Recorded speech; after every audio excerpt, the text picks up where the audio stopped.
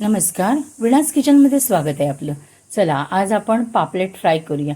त्यापूर्वी जर तुम्ही माझ्या चॅनेलवर नवीन असाल तर माझ्या चॅनेलला लाईक, शेअर आणि सबस्क्राईब करायला विसरू नका. इन्स्टा FB पेजवर असाल तर त्याला फॉलो करायला विसरू नका. तर इथे बघा, मी बांगडे आणि हे पापलेट घेतलेत. तर आज आपण बघतोय मालवणी पद्धतीने पापलेट फ्राय कसं करायचं आणि ते साफ पण कसं करायचं ते. तर इथे बघा, मी त्याचे सगळे पंख कापून घेते. असे पापलेटला काही खवलं नसतात, त्याच्या आपण साईड अशा कट करूया.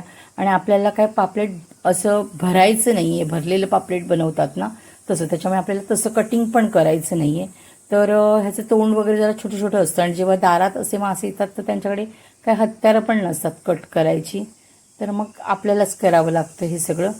तर इथे बघा, आपण असं तोंड वगैरे कट केलं त्याचं आणि इथे मध्ये पोटाकडे कट केलं ना की पोटात जेवढं काय असतं ते सगळं निघून येतं. तर जसं आपल्याला जमते तसं आपण करूया. शक्यतो मालवणी पद्धतीने तर असंच, म्हणजे मासे असतात ते साफ केले जातात, पण भरायचं असेल तर आपल्याला सुरीच्या साह्याने वगैरे साईडला पाटीवरून कट करावा लागेल.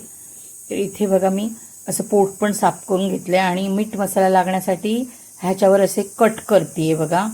तर असे आपण जे घरी आणतो ते मासे साफ करायचे.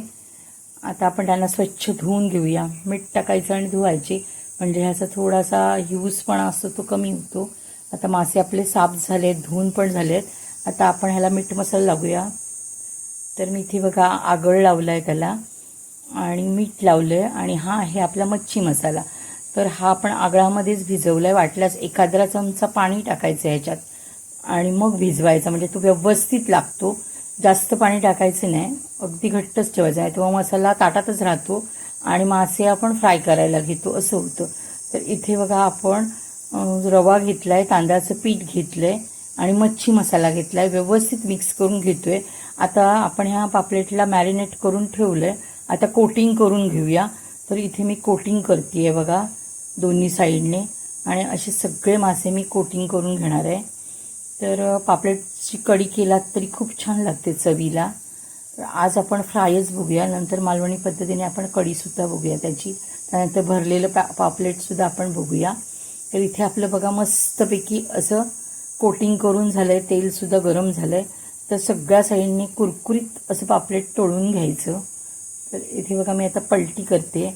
असं अलटी पलटी करून पापलेट फ्राय करायचं. कुठचेही मासे असू देत, जे आम्ही मालवणीमध्ये करतो ते असेच करतो, कुरकुरीत अगदी, म्हणजे मुलं पण आवडीने खातात.